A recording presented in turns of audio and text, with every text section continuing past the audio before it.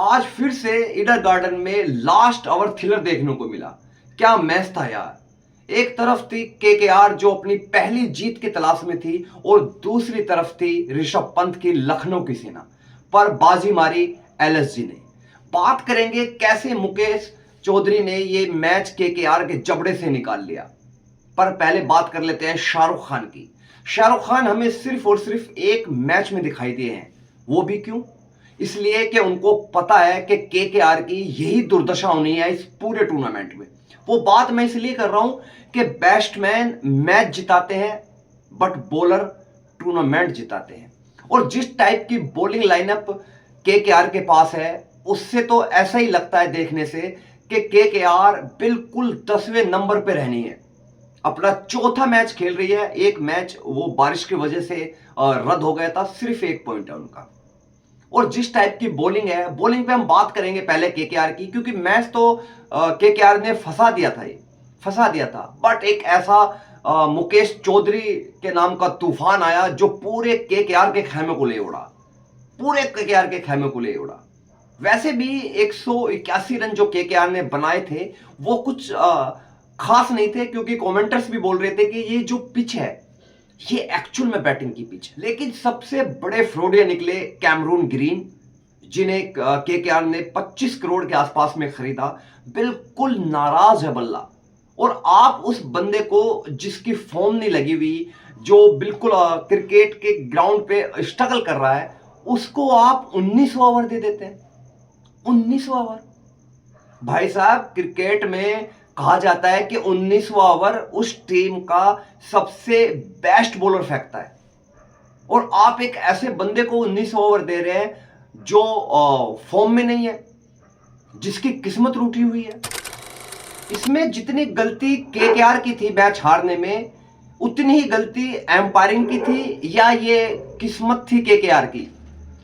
जब प्रिंस यादव को fin अलेन shot मार देते हैं और वो कैच जाके दिग्विजय राठी बाउंड्री पे कैच कर लेते हैं, तो वहां पे एम्पायर ने क्यों रिप्ले नहीं देखा, क्यों चेक नहीं किया? जबकि सीधा लग रहा था कि ये गेंद जो उन्होंने पकड़ी है राठी ने, वो उनका पैर लग गया है बाउंड्री से। कोई नहीं उस पर ध्यान दे रहा।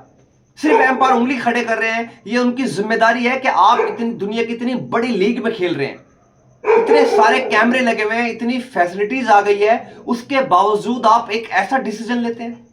ऐसा डिसीजन जिसको पूरी दुनिया देख रही है। अब पूरी दुनिया इसका मजाक बनाएगी। पूरी दुनिया मजाक बनाएगी अब के आईपीएल में देखो ऐसा होता है, फिक्सिंग के आरोप भी लग सकते हैं। इतने बड़े टूर्नामेंट में एम्पायर को दिमाग के साथ आंखें भी खुली रखनी होती है। सिर्फ आपको 2 सेकंड लगते हैं वो चेकिंग करने में और एक टीम का भला हो जाता है। बात करते हैं इस मैच पे। पहले हम बात कर लेते हैं केकेआर की थोड़ी सी स्ट्रेटेजी की। कि पिछले साल हमने देखा कि सुनील नारायण ओपनिंग करने आते थे और बड़ी जबरदस्त उनकी पावर प्लेइंग में बैटिंग रहती थी। बट इस बार वो ऐसा नहीं कर रहे। सिर्फ और सिर्फ सुनील नारायण को बॉलर के तौर पे खिला रहे हैं। नहीं, ये स्ट्रेटजी केकेआर की कहीं ना कहीं गलत है। उनको अगर ओपनर है आपके पास, चलो माना अजिंक्य रहाणे ओपनर है आपके पास, फिन अलेन है, बट कम से भी कम आपको सुनील नारायण को 1 डाउन पे या 2nd डाउन पे उतारना चाहिए। बट वो गलती केकेआर करती आ रही है और उसका खामियाजा ऐसे ही भुगतना पड़ेगा। बात करते हैं इस मैच पे। एलएसजी ने टॉस जीता, पहले बॉलिंग करने का फैसला किया और उनका फैसला गलत लगभग साबित कर दिया था अजिंक्य रहाणे और रघुवंशी ने, क्योंकि 99 रन पे जाके उनकी दूसरी विकेट गिरती है। फिर वहां से कोलैप्स आ जाता है, आउट होते हैं रिंकू सिंह। रिंकू सिंह बिल्कुल फॉर्म में नहीं है, बड़े खराब फॉर्म से निकल रहे हैं। और जिस बॉल पे वो आउट हुए, लगभग पूरे टूर्नामेंट में ऐसे ही आउट हो रहे हैं। और हमने कुछ इंटरनेशनल मैचों में भी उनको ऐसे ही आउट होते हुए देखा कि बल्ला उनका निकल जाता है, पैर उनके चलते नहीं है। जब तक एक बैट्समैन के पैर नहीं चलेंगे तो उनका बल्ला नहीं चलेगा भाई। वो मजा नहीं आता जब आपके पैर चल रहे हैं तो आपके बल्ला भी चलता है। तो ये रिंकू सिंह के साथ हो रहा है। तो ये जो 181 रन बनाए हैं, इसमें भी एक बंदे का बड़ा योगदान है, वो है रोमन पावेल। रोमन पावेल लेके गए 181 रन तक। नहीं तो जिस टाइप से कैमरून ग्रीन खेल रहे थे, उनका पूरा इरादा था कि वो 150 रन के आसपास टीम को ले जाना चाहते हैं, वो तो भला हो रोमिन पावेल का, जिन्होंने एक जबरदस्त पारी खेली। और बात करें एलएसजी की बॉलिंग की, बड़ी तगड़ी बॉलिंग है। आवेश खान है, Mohammed Shami, what a bowler man यार, व्हाट ए बॉलर। पिछला मैच बिल्कुल सिंगल हैंडेड जिताया और ये मैच में भी क्या शानदार बॉलिंग की। उसके बाद बात करें यंग प्रिंस यादव की, बड़े शानदार, बड़े जबरदस्त, दिल्ली का लड़का है, दिल्ली प्रीमियम लीग से निकल के आया है।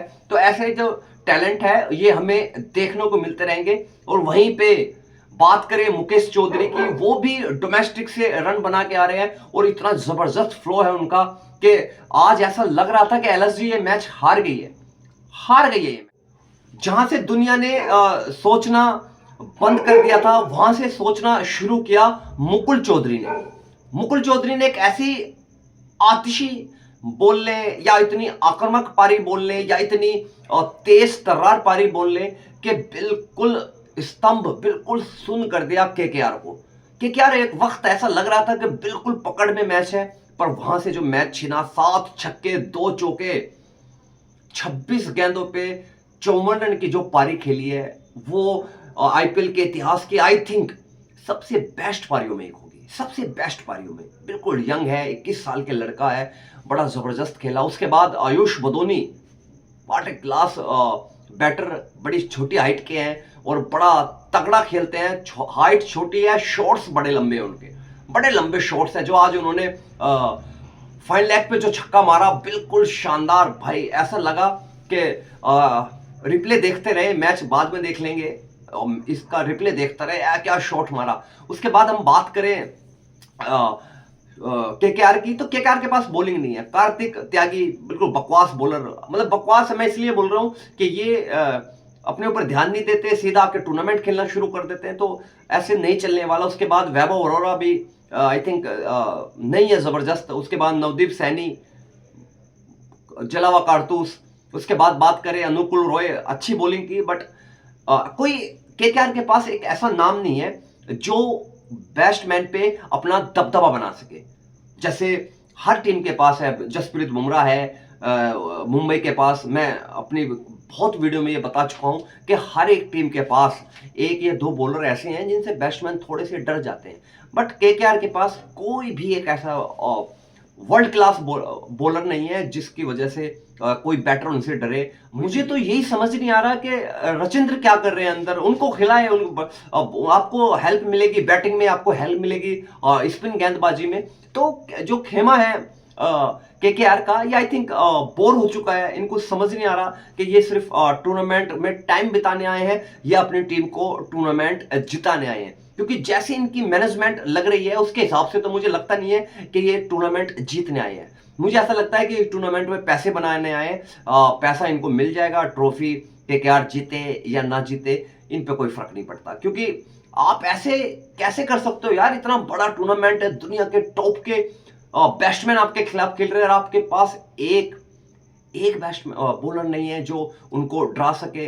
अब वैभव अरोड़ा डराएंगे, अब अनुकुल रॉय डराएंगे, अब कार्तिक त्यागी डराएंगे या नवदीप सैनी डराएंगे। ये सब जले हुए कारतूस हो चुके हैं।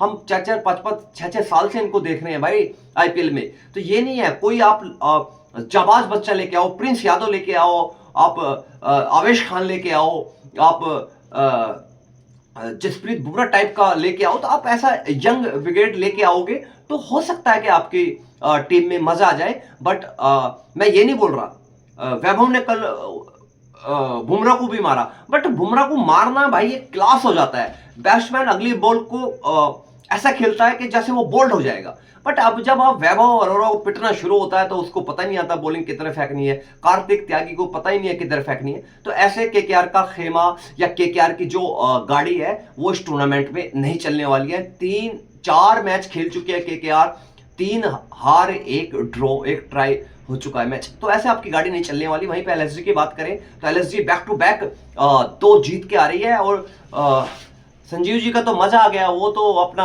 हाथ जोड़ के खड़े रहते हैं ग्राउंड में, उनको तो पता ही नहीं होता गेंद किधर जानी है, बल्ला कौन मार रहा है, क्योंकि मैच देखते ही नहीं आधे आन तो सिर्फ ऐसे ही करते रहते हैं। तो बड़ा तगड़ा रहा, उनकी दुआ कबूल हो गई।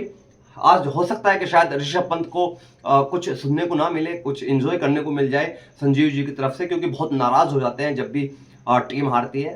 तो देखते हैं अब केकेआर की गाड़ी इस टूर्नामेंट में कहां तक जाती है। आई थिंक मुझे तो लग रहा है कि उनके लिए तो टूर्नामेंट समाप्त हो चुका है, क्योंकि इतना आगे कैसे जाएंगे जब आप 4 मैचों में अपने खाता ही नहीं खोला जीत का।